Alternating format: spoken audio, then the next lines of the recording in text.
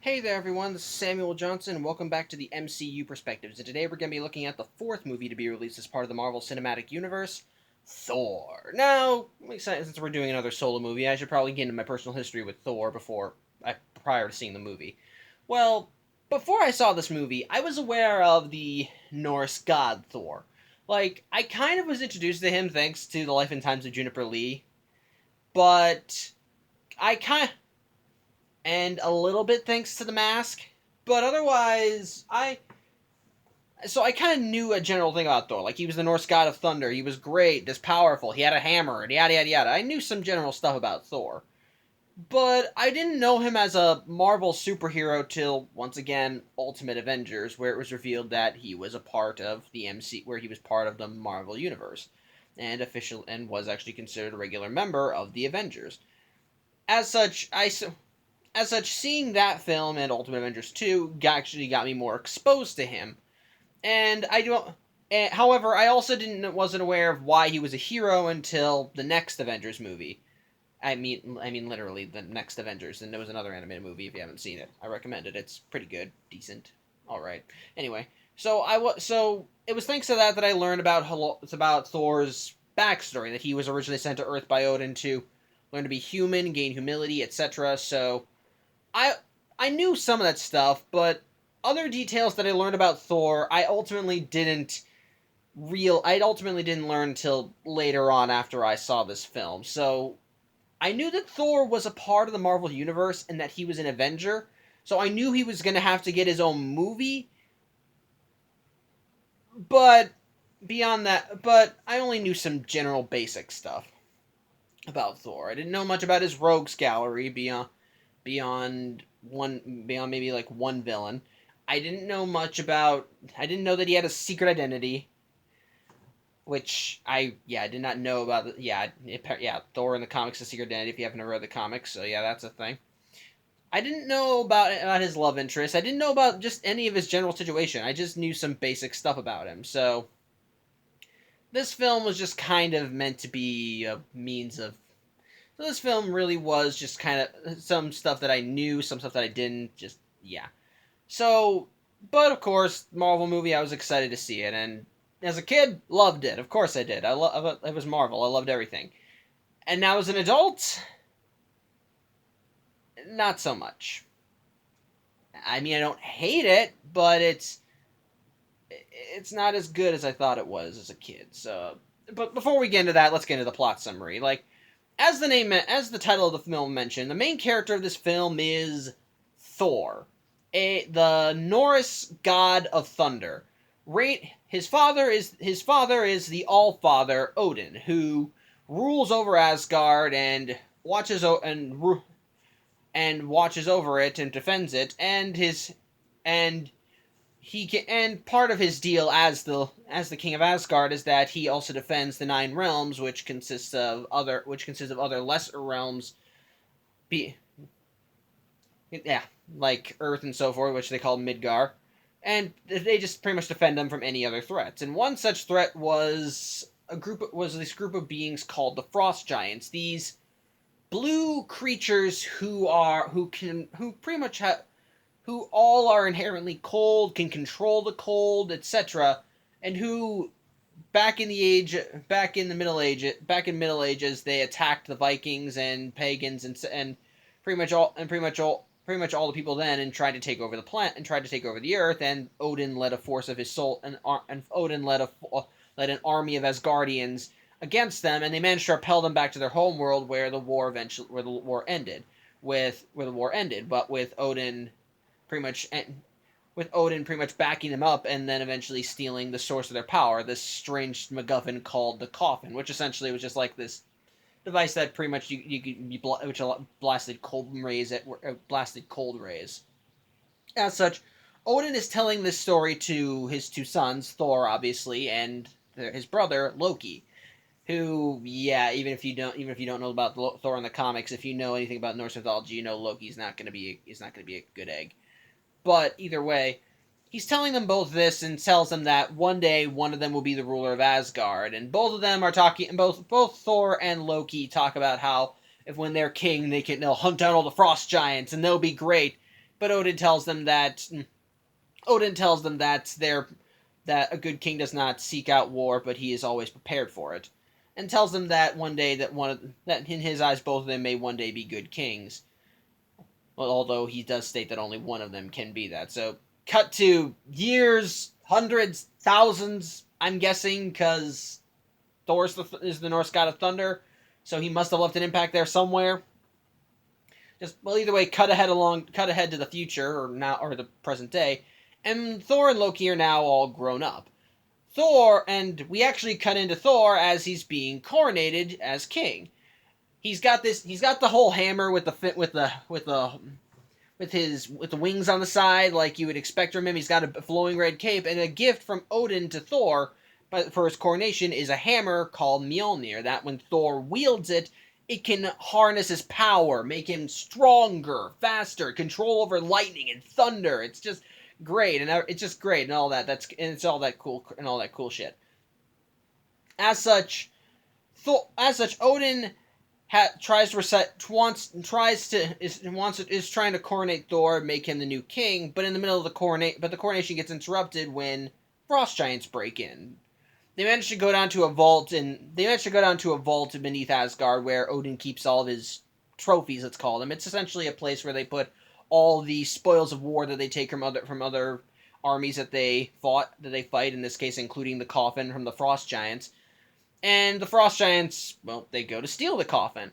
However, they don't get really far as Odin wakes up this weird metallic thing called the Destroyer, which pretty much annihilates the frost giants before they can even get out of the vault.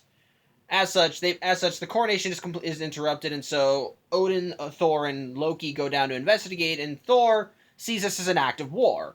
But though Odin tells him that it was just the actions of a few, it does not equate to war, and they've already been stopped, so it doesn't matter anymore.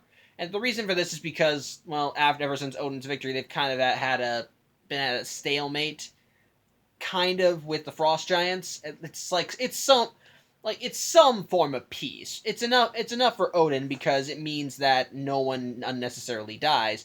But Thor is just insisting that they go to war. That as king he can do it. As king he can order it. But Odin tells him that no, he's not king. And I'm guessing, but the way Thor was chanting about wanting to kill all the frost giants, he's not really he doesn't think Thor's completely ready yet. As such, Thor kind of throws a hissy fit, and flips over it and goes to like the dining hall and flips over a table. At which point Loki comes in and they talk, and Loki tells Thor that he thinks he's right, that they should wage war on Jotunheim, where the frost giants live. And so at that time, some of their friends come by, I guess and don't expect me to name them. I only know the names of two. I know I wrote them down, but the only ones I know for a fact, I know that I memorized are Volstagg, who I only remember because he's kind of bulky, has a beard, and loves to eat, and Lady Sif because she's the only girl. The other two characters, I gotta use the phone to look up, and God help me if I even know who they are. I mean, let's see. Their names are... Hold on, I know I wrote it here somewhere. Vandrel and Hogan. I could be wrong about that. I just wrote them down. I think Vandrel's their token. I think Vandrel was their... I know Hogan was the guy that played Prince Charming in Once Upon a Time. And Vandrel, I think, was their resident kung fu fighter. And I know I'm probably going to sound racist there. I'm so sorry. But I really don't know any factors about them because I'm just going to throw this complaint out there right now. These guys are boring. All of them are just there in this film. They're there to be there for Thor, offer moral support, be his backup, be there to save him. They're just there. They're at best, they're plot elements. At worst, they're just there. I'm sorry. I'm sorry. It's just that I can't really think of any identifying factors for them all. for them all beyond Volstagg and Lady Sif. The other two, I don't even remember their names, and I don't even remember who's who. Though I think I can. Though I think I know who's who. Bottom line, I'm just saying they're all generic. But my point is that they come into. But I'm getting sidetracked. They come into the room, and Thor manages to whip them into helping them go. Of course, they don't want to disobey Odin, because well, it's direct order. Odin does not want them marching on Jotunheim if they're just gonna bring for unnecessary reasons, or even risk war. However, Thor tells them that they're not there to cause a ruckus. They just want to talk. Because they want to know how the Frost Giants got into Asgard, since the only way in or out of Asgard is through something called the Bifrost, essentially the Rainbow Bridge that's monitored by Heimdall. This guy who pretty much has literal all-seeing eyes. Anywhere in the universe, if there's anything in the universe, he can find it. Unfortunately, he doesn't know how the Frost Giants come in, which is why he's actually very willing to help them out. As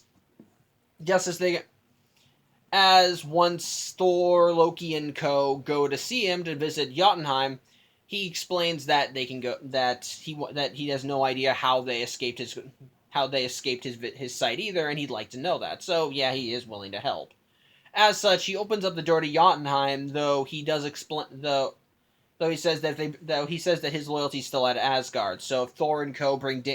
present danger by coming back to Asgard, he's just going to leave them on Jotunheim. They ask him, why don't you just leave the door open then? And he says, if I leave the Bifrost open, if I just keep the Bifrost open all the time, then all the built-up energy could easily destroy Jotunheim, so yeah, that's a bad idea. As such, he activates the Bifrost by sticking his sword into a little pedestal that powers it, and he opens it up and sends everybody to Jotunheim, and sent everyone there. As such, they all go to confront the King of the Frost Giants, who in this case is a being called Laufey. I apologize if I mispronounced that.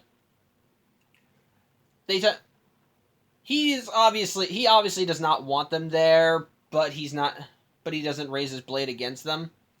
So Thor demands to know how the hell the Frost Giants got into Asgard, but all Laufey can say is that there is a traitor in the House of Odin.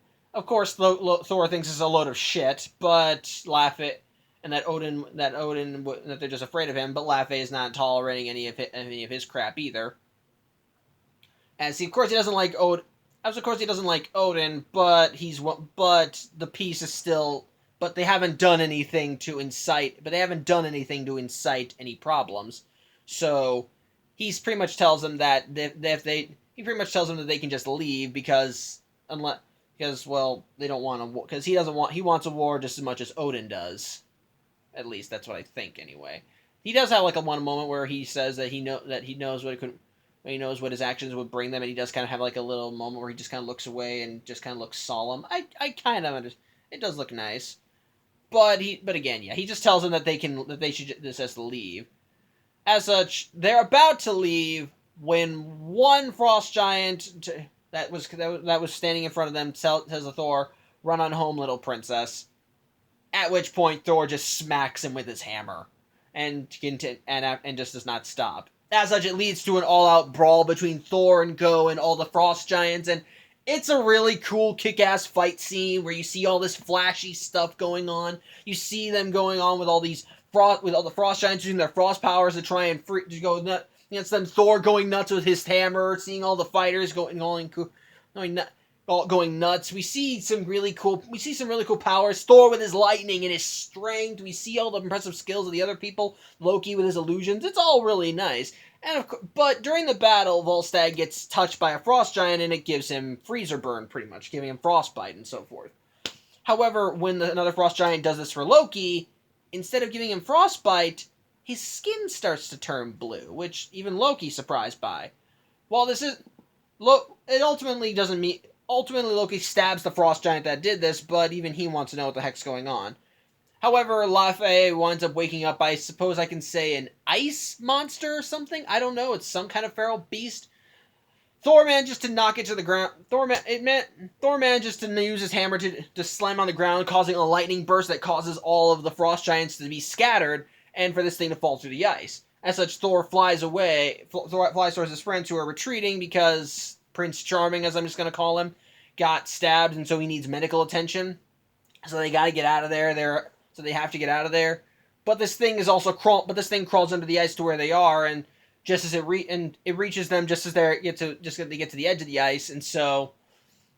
But Thor manages to come in and destroy it. But unfortunately, now they're surrounded by Laufey's forces, and it looks like they're pretty much screwed until the Bifrost opens up and Odin comes in on his horse. Thor immediately thinks that Odin's there to give him backup, like he's saying, "Oh, father, let's wipe them out together." But Odin pretty much tells him to shut it. As such, Laufey comes up to Odin, and Odin tries to talk Laufey down. That he just says, "Just let me take him. Let's just leave. There should be no further bloodshed." But Laufey, of course, is not happy with what Thor did. It's like, your child came here and started all this, and Odin keeps saying, "Yeah, he is a child. Treat his actions like that." But Laufey says that, yeah, Thor's actions have pretty much ensured war. That he came here for death and bloodshed, so death and bloodshed is what he's going to get. And so Odin realizes what's going to happen, and so he understands. Before Laufey can throw another shot, the Bifrost opens up again, and Odin and co are all brought back to Asgard. Upon arriving, they rush Prince Charming off to give him medical attention, and Odin just immediately starts unloading on Thor, telling him that what he did was brash, stupid, is now going to lead to more problems. But Thor's defending his actions, saying that you would just have us sit back and do nothing while all the Nine Realms laugh at us. And it just keeps getting to an argument that ultimately ends when Odin tells Thor that he's a greedy, selfish child. And Thor calls his dad a worthless, foolish old man. At which point, Odin looks really hurt, and he's decided that he's had enough of Thor's shit. As such, he goes up to Thor and tells him that his actions have pretty much made it so that he's undeserving of his power and his title. As such, he rips off the varnishings on Thor's armor, takes his hammer and his power, takes his name, and pretty much tells him, "You're unworthy to live here. You're unworthy of their power. You're unworthy of your friends and family. I cast you out and strip of you of everything." As such, he uses his power to open up the Bifrost and send Thor flying through, while he holds Thor's hammer and incites an incantation. "Whosoever holds this hammer, if he be worthy, shall possess the power of Thor." As such, he then chucks it in after Thor, and we then cut to Earth, and this is the first scene of the movie. I just, like with Iron Man, I wanted to actually go in order. Well, on Earth, we see, I want to say storm chasers, but they're not really. They're physicists. They are, gotta write it down. I wrote it down. A group of physicists who have been studying these strange aurora borealis lights, these strange readings that they've been picking up, and they're in pretty much where they are is in New Mexico, as there's apparently supposed to be readings coming there now. And their names are Jane Foster, who's leading the group, Dr. Eric Selvig, who's we later learn knows Jane because he and her dad used to be colleagues at a university, and a girl named Darcy, who is just there to pretty much just get credits. And so they're in New Mexico. Like I said, they're in New Mexico because they're tracing these strange readings, and according to Jane's research, a phenomenon like these readings is supposed to be happening in New Mexico right then and there, but nothing's happening. However, they're not. She's not in distress for very long, as they suddenly see they start picking up some strange activity as the Bifrost opens right near them, and Darcy just immediately just drives away, not wanting to get caught in the middle of it. However, as they're driving, their van ends up hitting into Thor, knocking him down. Immediately, the three of them get out and check on Thor and find him unconscious, but that doesn't last long, as Thor gets up and starts demanding to know where the hell he is. He thinks, "Where am I? What's going on? Father Heimdall, where am I?" And so he just starts ranting and raving to the trio, and says, "Where am I? Who are you people? Leave me be. people, and so they're trying to get him to calm down and everything. But Darcy pulls out a taser, and Thor immediately sees Thor and's like, "You dare threaten me, Thor, Thor, son of Odin?" And she immediately just tases him and knocks him out. As such, the group realizes that whatever's going on, he most likely needs medical attention, so they haul him into their van and drive him off to the nearest hospital. Unfortunately, it's not exactly... Fortunately, Thor wakes up when he gets to the hospital, and it's more of the same. He takes out most of the doctors, tries to escape, and the only reason he doesn't get out of there is because they managed to hold him down and inject him with something to knock him out. However, this also doesn't last, as Thor eventually ends up waking up, and he finds himself strapped down now, which makes sense, proper precautions. But he still manages to slip out of his knots and tries to escape. In the meantime, though, Jane, Eric, and... Sorry, I'm trying to remember the last character's name. Like I said, I should just have this thing open all the time. Darcy, who, you know what, I'm just going to call Kat Dennings, because that's her actress name, and that's how I know her. Pretty much, they're trying to look over the research from last night. They have no idea how Thor got there. The readings they got are just kind of strange, and it seems that what they have is similar to an Einstein-Rosen bridge. And for those that don't know, if you're not scientifically inclined, which I am not, I only know what this is via science fiction.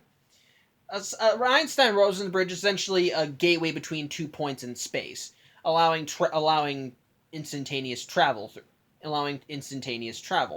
And the readings they got the readings they got that night when Thor arrived were similar to an Einstein-Rosen bridge. However, as they're going over the data and go over the photos of the event, they manage to see an outline of Thor in the midst of everything, and so they realize that whatever that was, he's connected to it somehow, so they need to talk to him. Unfortunately, by the time they get to the hospital, he's already left, and so they decide they need to go out and find him to try and talk to him, which immediately ends up them backing into him again, which immediately ends up them hitting him with a van again, it's a nice little running gag. As such, they want to talk with him and see exactly what the heck is going on.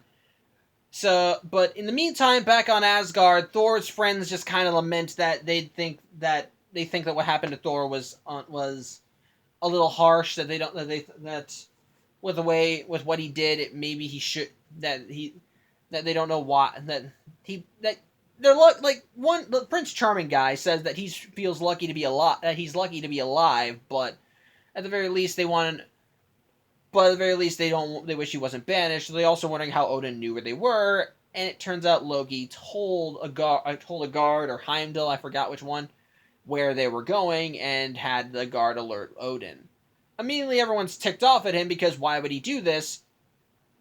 But Loki defends his actions, stating that why wouldn't he do it? Just let them all run off and do all the stupid things that Thor wants them to do, even though he's the one that goaded him. As such, he walks off, but the group realizes that something is a little off with Loki, and their fourth guy. You know what, screw it. I'm gonna call him I'm sorry.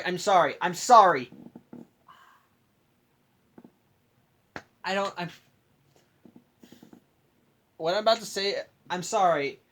I don't know how else to describe him. The Chinese guy? I can't describe him any other way. Like I said, they're all bland, aside from a few characteristics. One guy played Prince Charming. Volstagg loves to eat. Lady Sif's the lady. This guy's the Chinese guy. I'm sorry. I don't know any other way to describe him. But either way, he says that But anyway, I'm sorry. I'm sorry. Sorry in advance. I really am. But he states that maybe, because he throws out a possible theory that the frost giants that came during Thor's coronation could have come to Asgard with a powerful mage, if they had the aid of a powerful mage, and Loki is a very powerful one. As such, while the other people are everyone else thinks that this is a little surprising, because if what he's saying is true, then he's accusing Loki of treachery, but the thought still hangs in the air.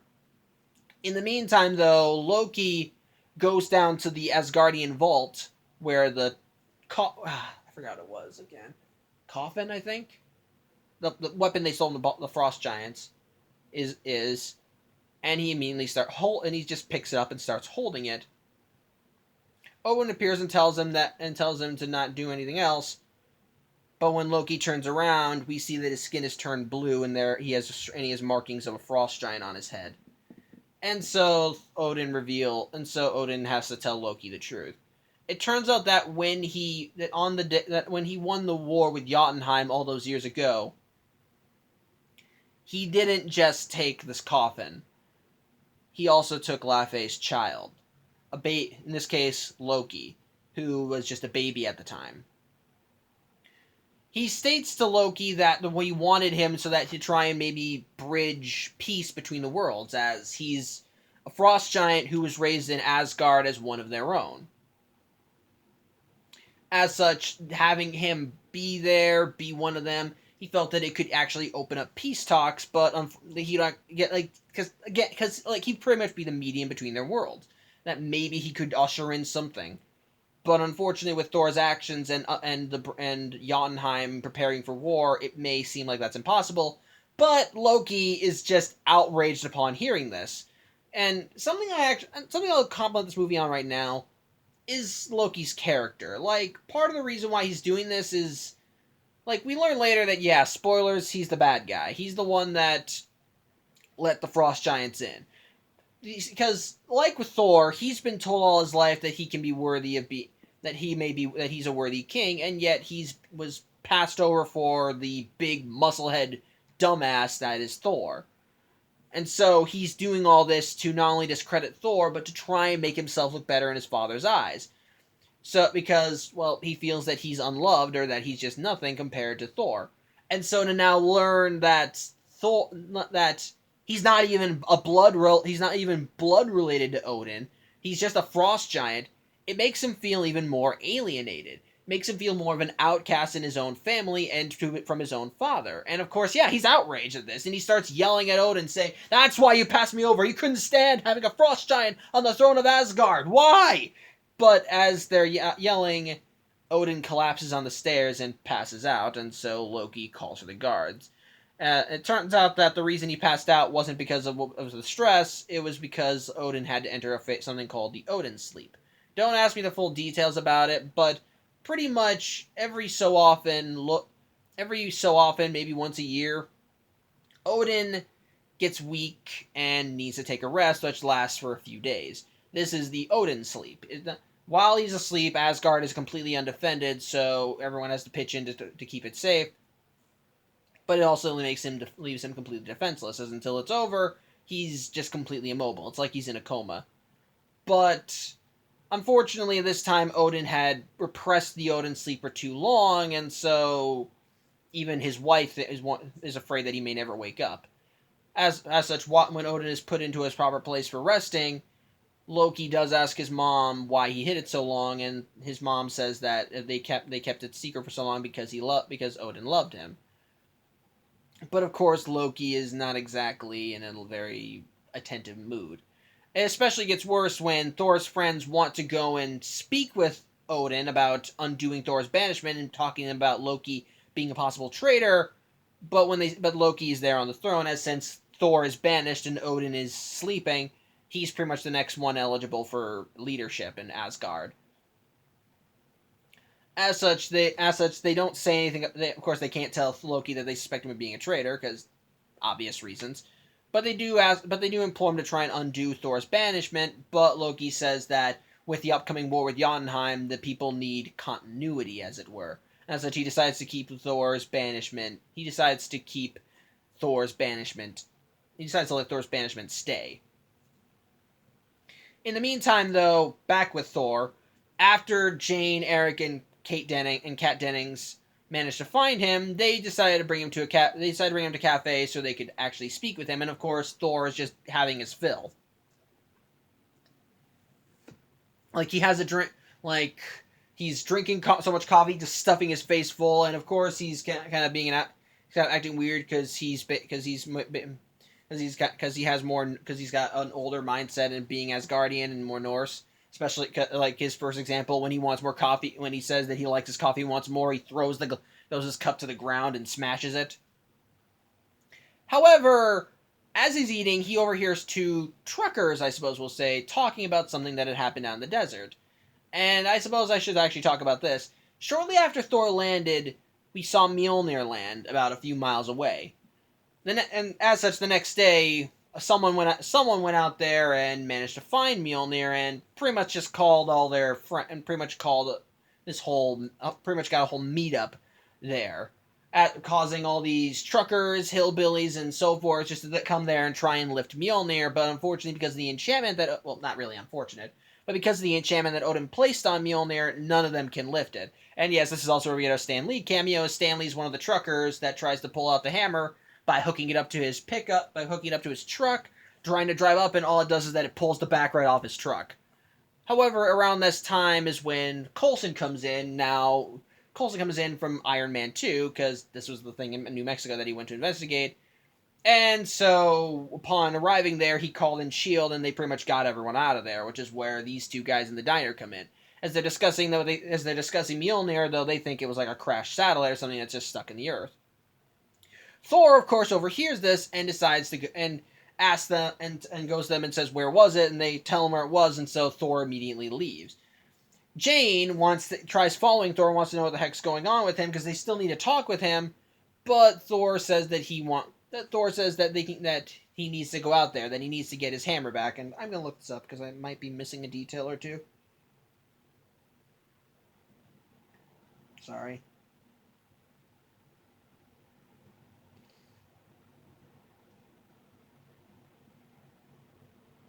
Okay, sorry. Nothing really that important.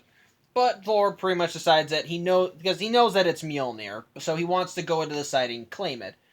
Jane tries to get him to stop, and because she still wants to talk to him, but Eric talks Jane out of following him because with the way he's constantly talking about being Thor, Odin's son, and Asgard, and yada yada yada, he thinks that Thor is either crazy or a con or just full of it. Either way, he thinks that Jane is better off away from him. As such, Jane takes Eric's advice and tells Thor that he's on his own for this. And so he tells the trio farewell as he goes to the crash site. But when Jane and co try to go back to their lab to do research, they find that their lab is being raided by Phil Coulson and S.H.I.E.L.D., who are taking all of her stuff because it all is important for, well, it's all kind of connected to Mjolnir and the Bifrost.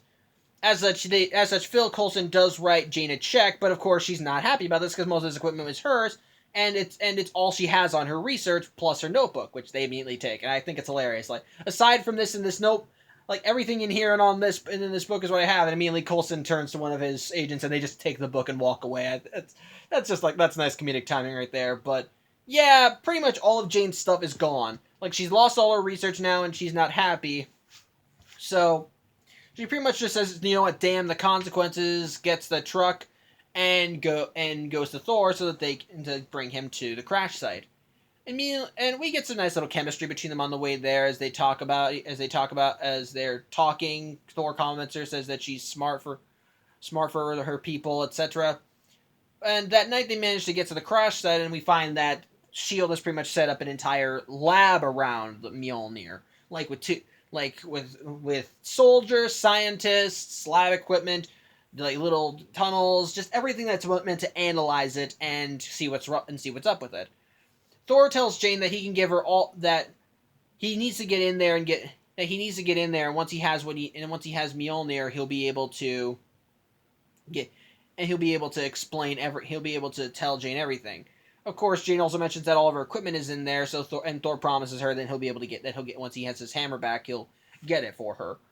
As such, he manages to sneak onto the base and starts taking out guards, when Coulson hears about this, he's impressed by, because if Thor was just a regular average Joe, then how would he be able to do that? How would he be able to take out his guards? But Thor manages to stir up enough of a commotion that he tries to get someone to essentially get a sniper on him, and this is where we get our little cameo to another future Avenger, Hawkeye, who I probably am not going to get in my personal history with, because I don't know if he's ever going to have a solo movie. So sorry, he's probably not going to get a thing. But unfortunately, Unlike Black Widow, who actually had a role in the movie she was introduced in, this is his only scene in the film. As Coulson says they need to get a sniper on him, and so Hawkeye grabs his bow and gets into a position where he's ready to fire an arrow at Thor if he needs to. But Coulson tells him just keep him trained while Thor works through his guards and eventually manages to reach Mjolnir. Hawkeye tells Coulson that he can get a clear shot on him, but he needs to go ahead. But Coulson tells him no, he wants to see what happens. And so Thor sees Mjolnir and he looks just happy and overjoyed, and he's ready to, and he grabs the hammer hilt, and he can't lift it. And yeah, immediately you can see all that bravado and joy just fade away as he just desperately tries to lift the hammer out of the ground, and unfortunately he can't. And when he realizes that he can't anymore, he just breaks down. Like, he falls to his knees and just screams to the heavens, and he realizes that, because he was under the assumption that this was like, you go in the corner and you stay there, and you stay there type of deal, and that the hammer was his get out of jail free card. But unfortunately, he can't. But since he now can't lift it, he realizes now truly that he's pretty much just been abandoned, just thrown. It's not going into the corner. It's driving out into a field, throwing your son out there, and telling him walk home. So, yeah, Thor is not exactly in a good place upon hearing that. And even with Jane, because she's there too, kind of. Thor told her to stay on the outskirts while he went to get Mjolnir, but now that Thor's been captured, but with Thor's failure to get Mjolnir, Coulson just tells his agents to go in and capture him while Jane runs off. She did call Eric and told him what he was doing, and of course Eric still doesn't buy that Thor is who he says he is, even having a book that he got from a library about Tales of Asgard and so forth, about Thor, Loki, Mjolnir, etc., and just telling him that these are just all children's stories. But even with this in mind, Jane still wants to save Thor. As such, Eric decides to humor her and decides to go try and get onto the SHIELD base to try and help him. In the meantime, though, Thor is being interrogated by Coulson, and Coulson, of course, wants answers, because his agents were all specially trained, and Thor was able to just walk right through them. So he wants to know what the heck is up with that. How the heck was Thor able to do that? And he wants to know where he got his training, but Thor is not talking, just because he's still very distraught, realizing that he's essentially been abandoned here. As such, Coulson decides he needs to step away for a bit, but when he goes, Loki appears in front of Thor in his own little civilian hiding thing, his own little civilian identity. As such, Thor and Loki talk, and it's obvious that Loki, as part of his means of trying to make Thor trying to get Thor out of the picture, well, yeah, he just doesn't want Thor back.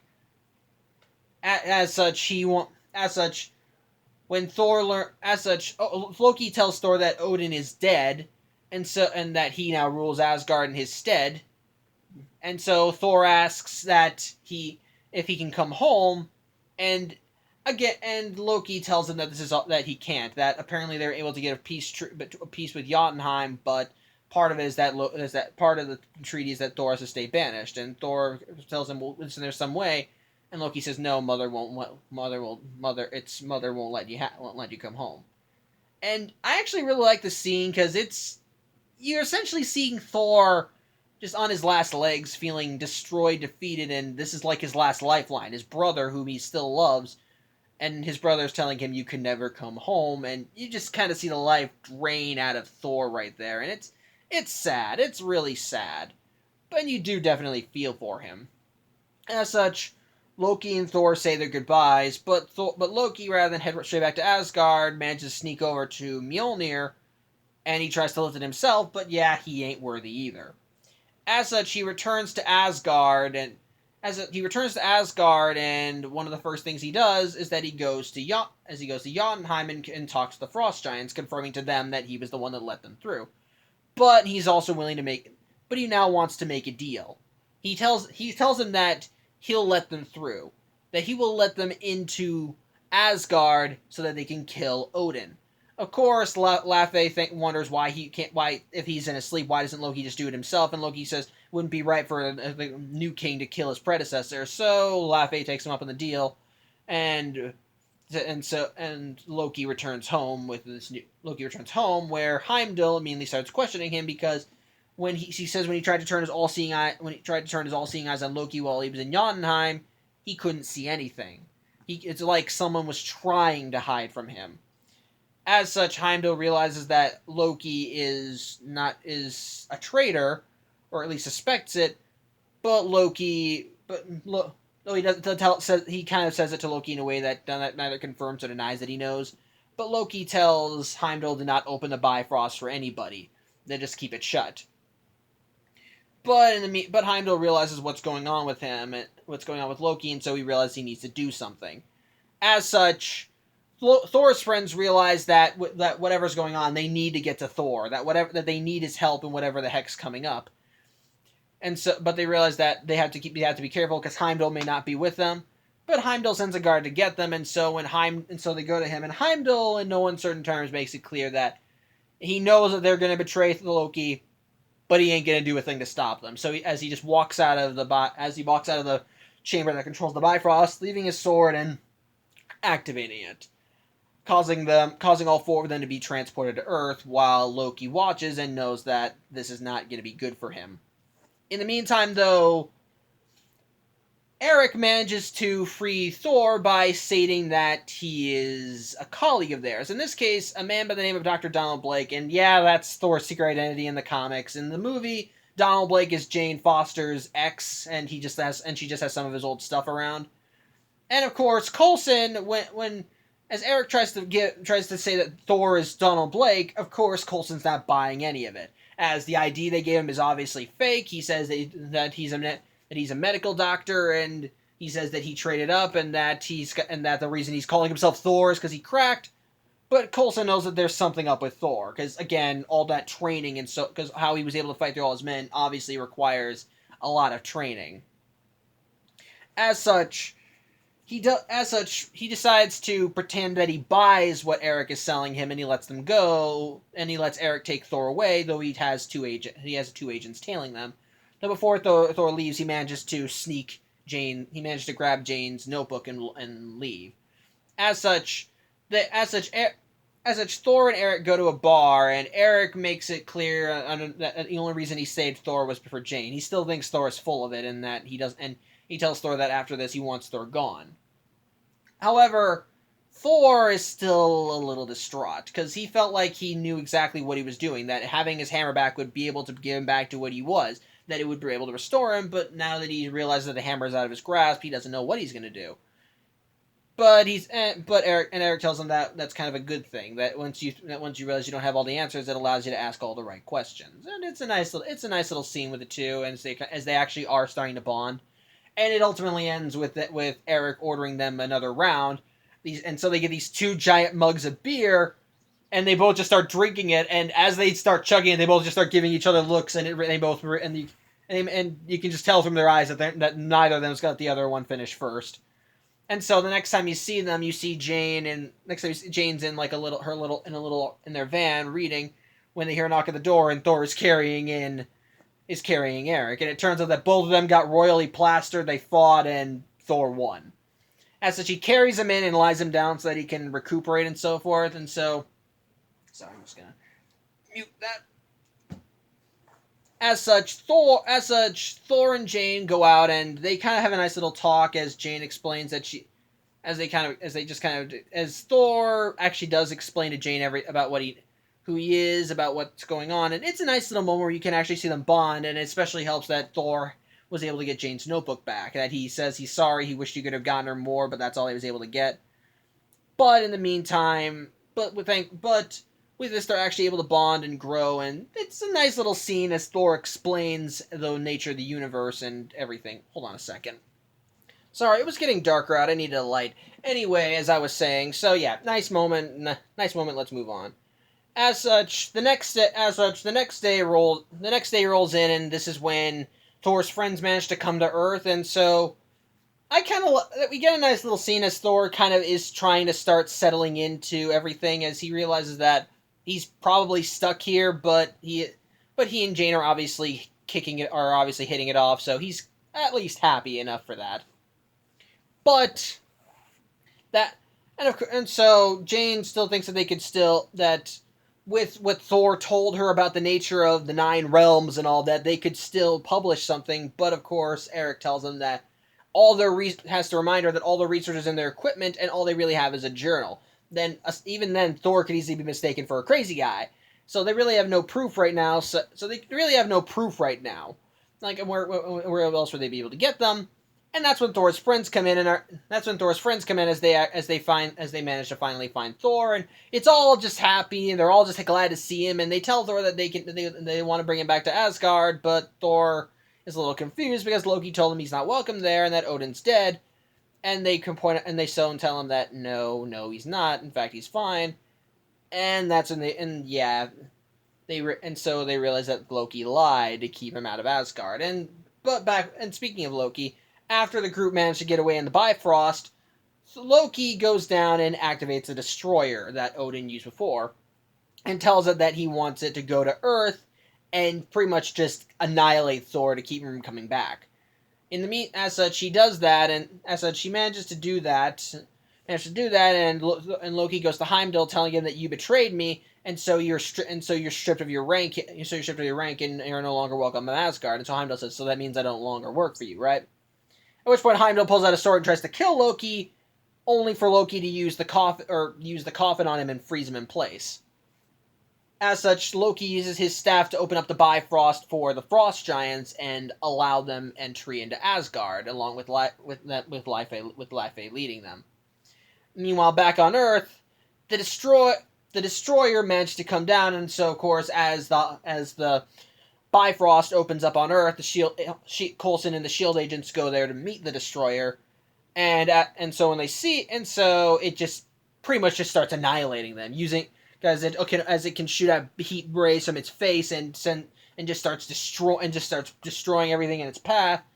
And so the group hears the commotion and manages to run outside into the streets, and they see the destroyer going down there and just blasting everything it sees. Thor realizes that, and as such, the group wants to go charging in with Thor by their side, but Thor says that as he is now, he's useless. At best, he's a hindrance. At worst, he could get them killed. As such, he thinks that he, Jane, Eric, and Kat Dennings need to go out and get as many people away from this thing as they can. And so they just start getting everyone out while Thor's friends try fighting the destroyer, and they manage to stab it, or at least Lady Sif stabs it while Ballstead gets blasted into a truck. And it looks like it kills it, but keep in mind that this thing is just an empty suit of armor with heat rays with the ability to shoot out heat rays. So while it does stop it for like a few seconds, it manages to right itself up and manages to turn itself around while the sword is still embedded in its neck.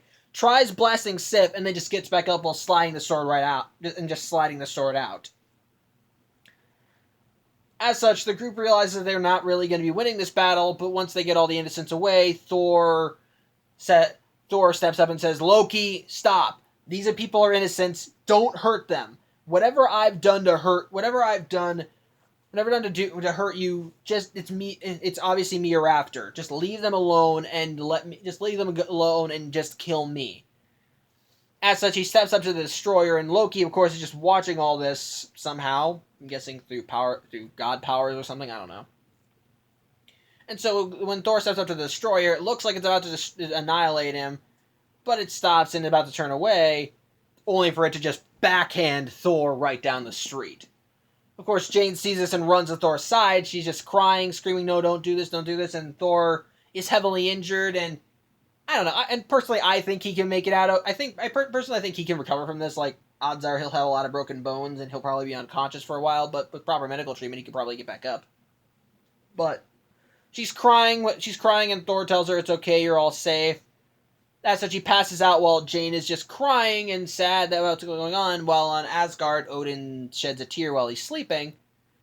And suddenly, Mjolnir starts to react as it starts shaking in its spot, and then flies out of the crater right into the sky. immediately Eric sees this and pulls Jane away, even though she wants to stay by Thor's side. And immediately Loki and the Destroyer see this happening, and so they're watching as Mjolnir flies up, and as it comes to Thor, he manages to grab it right out of the air, and suddenly it just starts charging him. It's a really kick-ass moment as the power of the hammer starts flowing into him. His armor returns, all the trimmings that Odin tore off are returning, and so as the lightning clears, we see him back in his full regalia, and all of his wounds are healed. It is such a kick-ass moment, and he just suddenly uses his powers to pretty much just call a giant freaking tornado to just come in, and as the Destroyer is just still trying to blast him, and he keeps flying around, just either blocking it with a hammer or knocking it aside, and eventually it ends with him flying into it face first with his hammer and just utterly annihilating it from the inside out as it's trying to blast him. It's great. It's just so awesome. I love it. I'm sorry, it's a really cool scene. I'm gushing about it. But anyway, yeah. He destroys the Destroyer from the inside out by using its own beams to just kind of heat it up from the inside, and so the storm is called down, and Thor appears to everybody. But at that point, Coulson and the agents show up, and Thor tells them that listen, son of Cole, I am your ally, and I will always be your ally. But I will only be this if you return Jane's stuff. And so Coulson kind of concedes his demands because you don't really want to argue with the guy who can summon lightning with his hammer. As such, Thor says that they need to get back to Asgard to try and stop Loki from whatever he's planning. But unfortunately, as they try to go to the Bifrost site, they can't seem to catch Heimdall because, he's frozen. However, Thor's calls do manage to stir him while he's frozen, and he managed to break free of the ice and take out the frost giants that are guarding him, and is able to open the Bifrost to let Thor and co come through. Of course, before they go, though, Thor tells Jane that he will come back, and they kiss. It's nice. They kiss. It's nice. It's nice, and so he steps into the Bifrost and goes back to Asgard. And so Thor tells his friends to get Heimdall to a healing chamber while he goes to deal with Loki. But in the meantime, Leif enters Odin's chamber, and Odin's wife tries to fight him off, but he easily knocks her aside and goes to Odin while he's asleep. He does like a little villainous speech to him about how it's said that during the Odin sleep he can still see and hear everything. So he wants him to know that it was Leif that kills him, only for Loki to turn traitor. It turns out that the reason he called the Frost Giants was pretty much a Batman gambit. Not only did he want Thor to look like an idiot, but he wanted to bring the Frost Giants here, get them close enough to Odin so that they have the knife to his neck, and then Loki would switch sides and look like the grand hero saving Odin's life. As immediately he blasts Leif and then annihilates him. Which another little thing I liked is that Leif just actually looks genuinely hurt when he sees that Loki betrayed him. Which kind of makes sense. Leif would know that Loki's his son, so I'm guessing he would probably feel hurt. That he would probably feel very betrayed that Loki would choose Odin over him. And so his mom comes up and is just glad that Loki's okay, and so Loki says that he'll lead a charge to Jotunheim and pretty much kill them all, only for Loki to appear on the scene for Thor to appear on the scene, and Loki's of course shocked to see him. Their mom immediately starts hugging him, sorry, I get their names mixed up. But Thor immediately goes to Loki and tells him, "Why don't you tell her who led the Frost Giants here? That you're the one that let him in." And of course, their mother is shocked to hear this. But Loki tells him, "Excuse me, I have to go destroy Jotunheim." As such, he and Thor immediately get into a battle, and it causes them to crash to land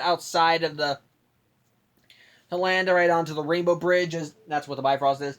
And they get into a really and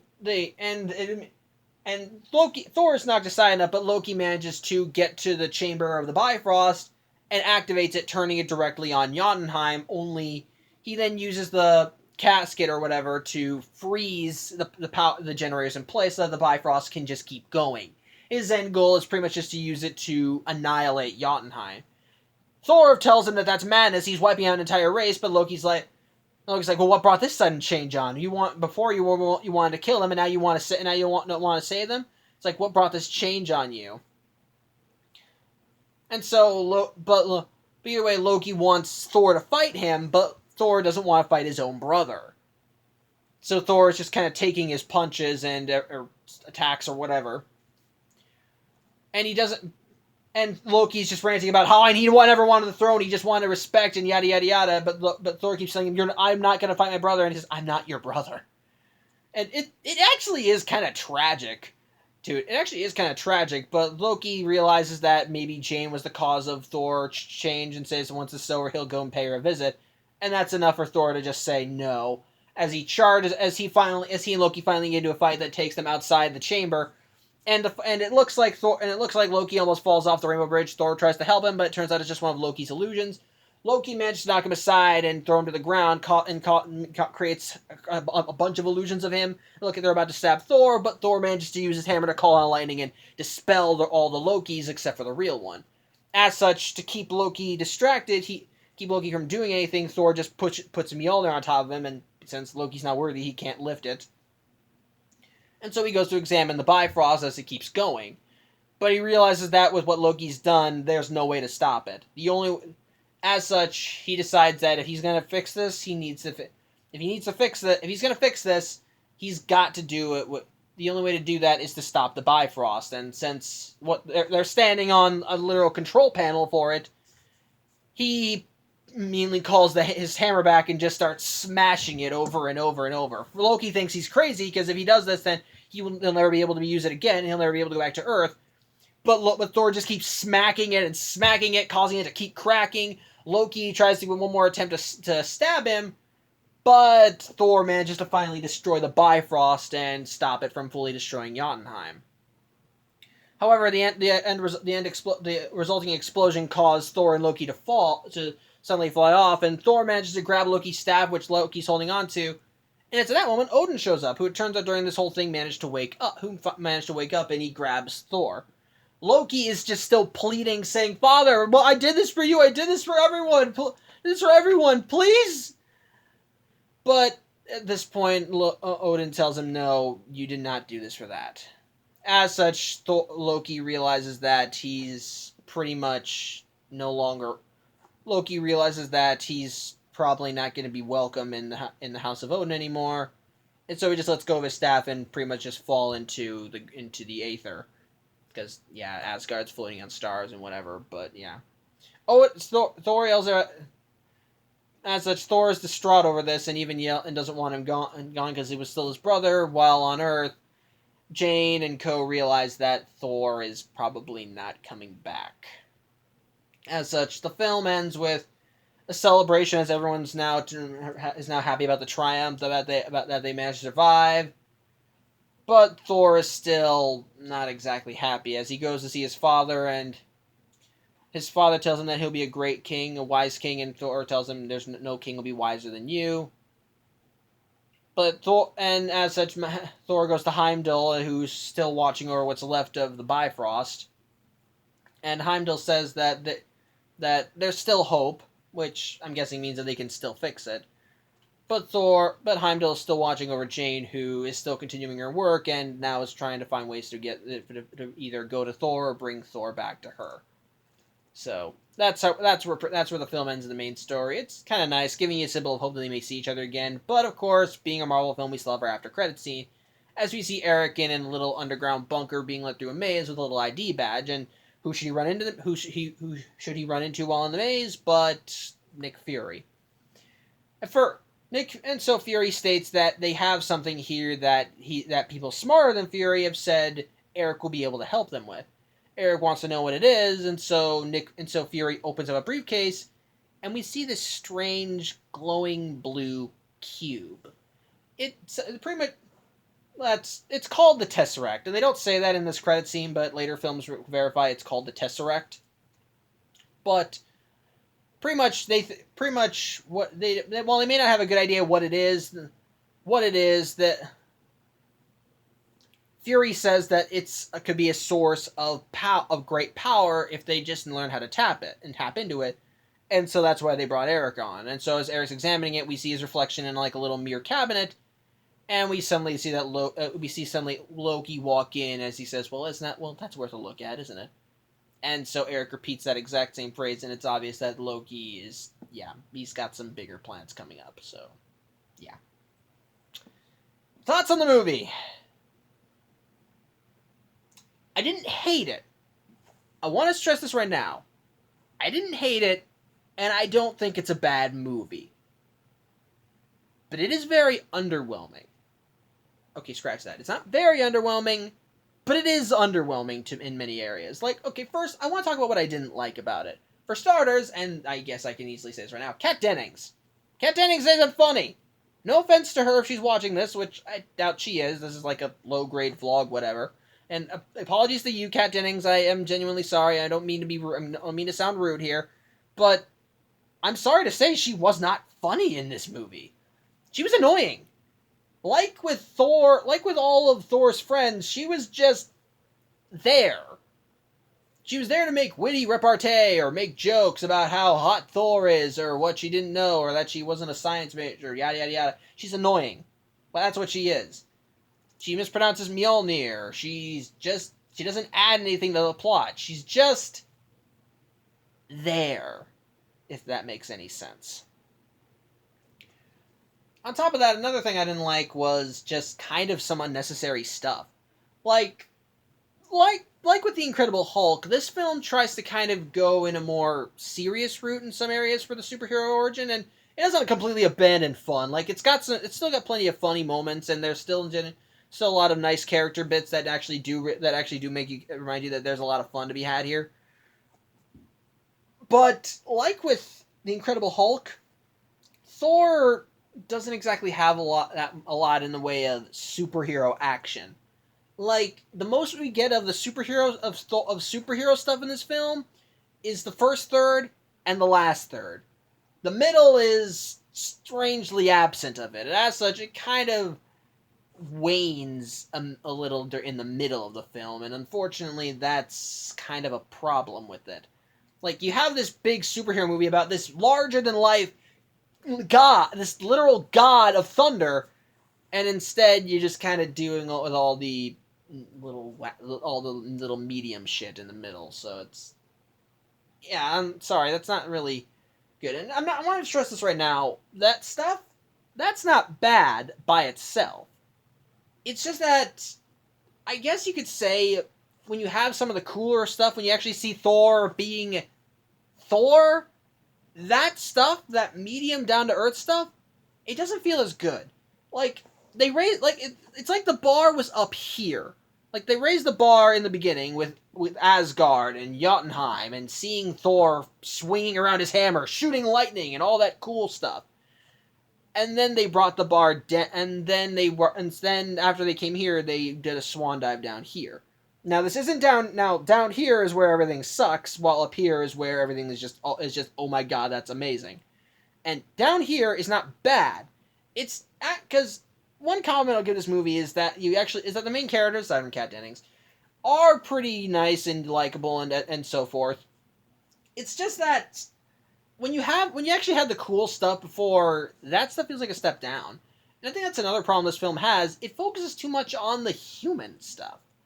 Like, seeing Thor try to acclimate to everything, or just seeing everyone trying to make excuses for that when you already had the larger-than-life stuff in the middle, I feel like that's kind of a letdown. And even when you do go back to Asgard and Jotunheim and Loki and everyone else, it's just not as spectacular. Especially when the first major fight scene in the movie was just so all out. Like, you got frost giants attacking Thor with all these freezing powers. Thor swinging around the hammer, swinging it so fast that he's using it to blow up, to knock people aside and push and throw rocks, having him fly around, shoot lightning by slamming his hammer on the ground. That stuff is so kick-ass! And then it's reduced down to the other stuff, and unfortunately that's kind of a problem. On top of that, Thor, I'm probably going to retract this later somewhat. Thor admittedly feels a little too alien in some regards. Like, he feels a little distant in the beginning, like, when we first see him. Like, he seems very he seems disconnected from a lot of things. Like, treats people, like, when he actually does get, like, when he first encounters Jane and Co., he's coming across as, like, a rude oaf, which is what he was in the beginning. But after he gets to know them, he does start treating them more kindly, though in the more of a sense of, you're my companions, let us go off and journey, and yada yada yada, that sort of thing. But unfortunately, I think that makes him feel a little too alien, and kind of creates a bit of a disconnect between him and the audience. And unfortunately, I think that's kind of a problem, too. But there are still some good aspects that I actually will comment the film on. For starters, the stuff with the gods and Asgard and so forth, I think that's cool. Like, when we see Asgard, it definitely looks really nice, gold, shiny, impressive, big, large, definitely otherworldly, mystical, but still alien. It's nice, and it does kind of capture that, and it does kind of capture that Norse feel while still being unique and otherworldly, and I think that's really cool.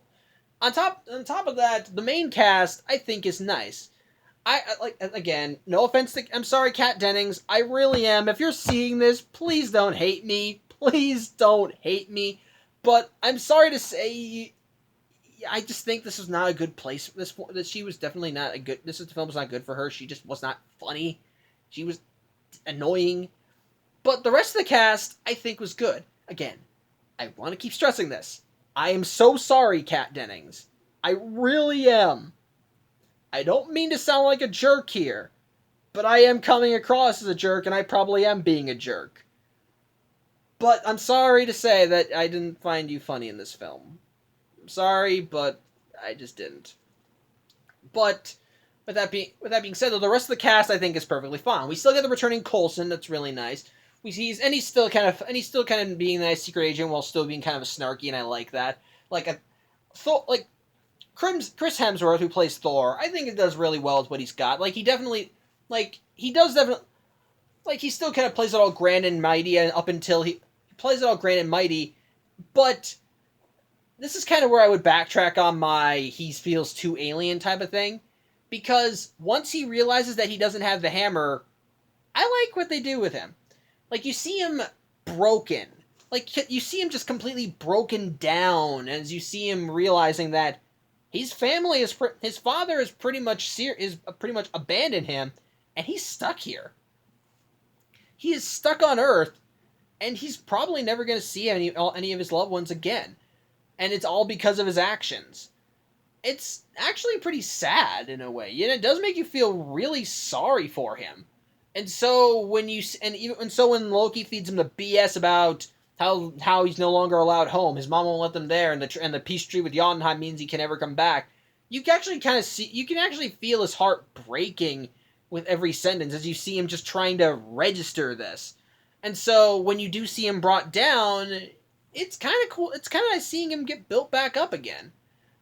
Like, as he's talking with Eric about where he belongs, or when he and Jane start bonding with each other about what he knows about his world and about her findings, and it's nice, and you start seeing him become happy again, and I kind of admit I like that. It is really nice kind of seeing it like when you get past the first part was too much of a disconnect, I suppose. And I suppose that's what they were supposed to be going for. Actually have a nice, good character arc for him, and I think for the most part, it does work. Actually, so I'll give that another thing in the movie. Like, they do definitely get across that he feels too much, like, he is definitely disconnected, and I think it's easy what they're doing with the film. Because he and Loki kind of suffer the same problem, it's just that they both went in different directions with it. Like, both of them wanted to prove themselves, but they wanted to prove themselves in the wrong ways. Thor and both of them thought that the best way they could do that was by making themselves look like champions, and as such, Thor led him and his troop of friends onto Jotunheim and pretty much jump-started a war, while Loki took advantage of that war to try and wipe out the enemy and make himself look better. But the difference lies in how it happened to them. Happened to them afterwards. In this case, when Thor realizes that he has actually that he's got nothing left, it's helps it. That he's lost everything. It allows him to build back up, but with nothing, but without his grandiose status. And I think and I think they do that well enough in the film. I feel like they could have had a little bit more time dedicated to it, because he changes in like a night, in a day. But it is kind of nice seeing him realize that that he really is kind of screwed. But he's also got people he can talk to, people he can bond with, people he actually can relate to, and actually have meaningful relationships with on this new place. And it allows him to essentially build himself back up with nothing, and it's nice. I like that. And then and one of the more noticeable changes is that when he sees his friends again, once the destroyer's there, rather than saying, "We'll go in and we'll defeat it, we'll be glorious," his first thought is, I'm a hindrance right now. I need to worry about getting everyone else out of here so that you guys can take his thing out. So, yeah, that is actually some good development. It does feel a little rushed, I will admit. Like, a little rushed, but not to the point where it feels like it blindsides you with this stuff. Like, again, it is built up enough, and I think it does. I think it's partially helped by Chris, and I think it's helped by Chris Hemsworth acting. Like, he portrays it really well. This arrogant, high and mighty dickhead who's brought down to earth realizes he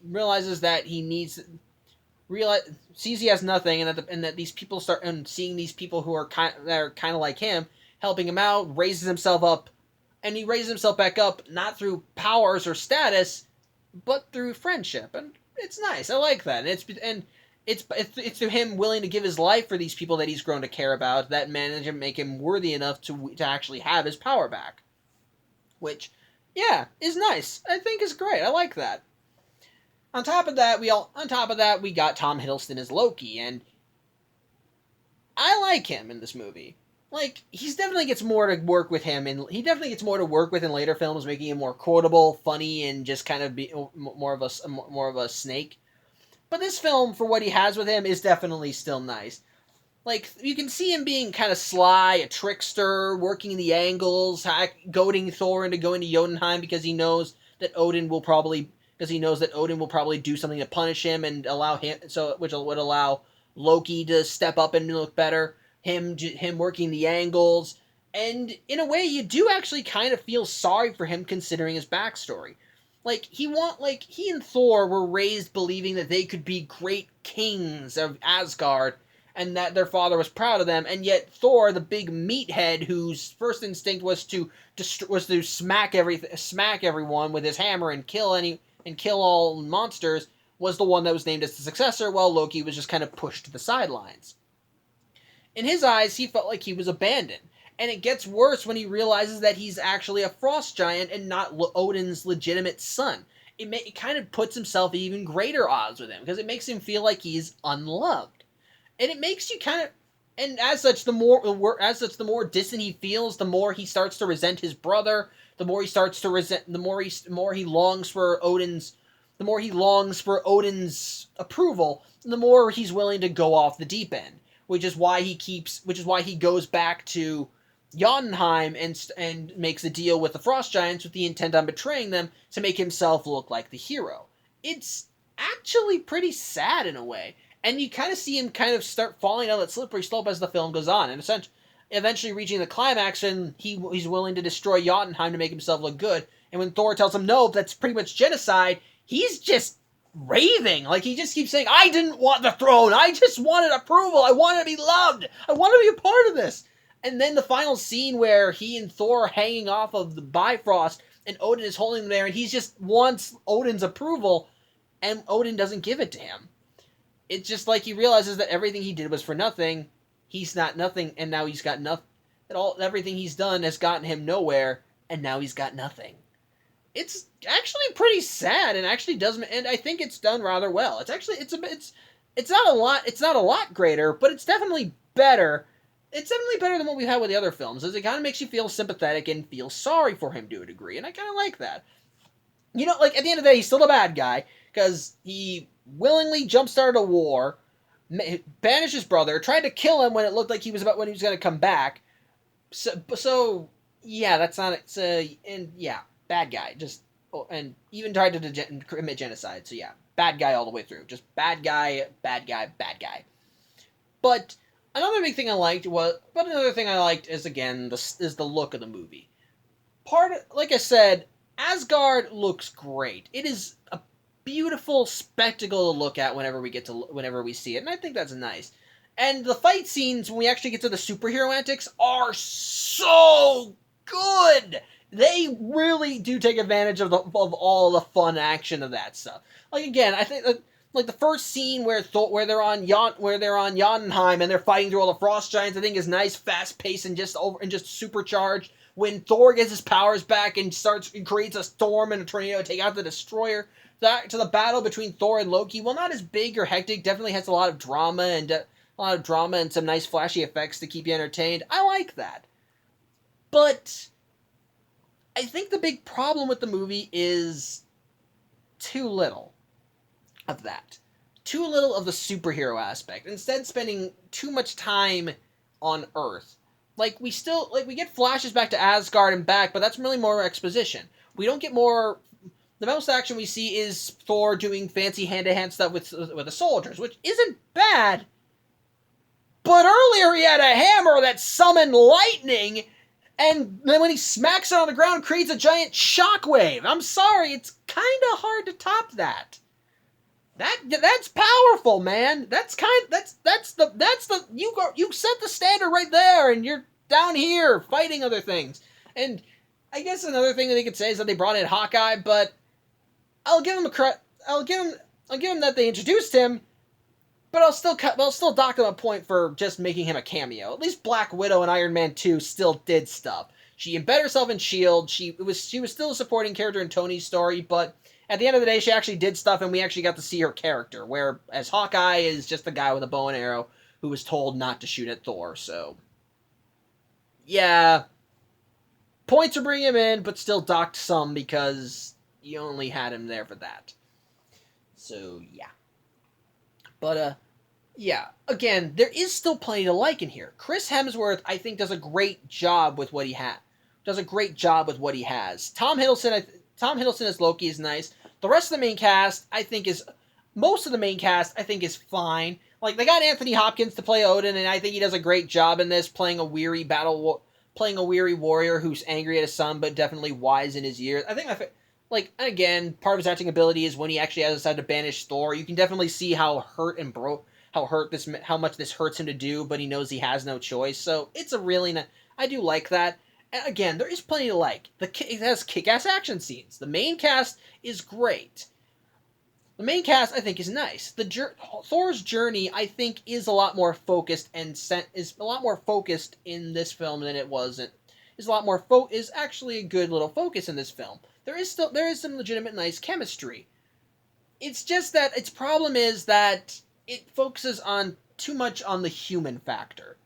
Which, I know you're supposed to have the human factor, or else you wouldn't care, but it spends so much time on Earth, and not enough time in the heavens, I suppose you could say. It spends too much time with the human characters. It spends more time with the human characters than it does with the action stuff, and again, the stuff with the human characters isn't bad, but the other stuff is just so much better. So, at the end of the day, I don't think this film is bad. I think at the end of the day, I think it's pretty decent, or I think it ranges from decent to pretty good. But it's also a little underwhelming. Like, for a film about Thor, it feels a little underwhelming. Not to the point where I would say, oh, this film sucks, but at the very least enough so that I feel like it definitely felt like it was lacking something.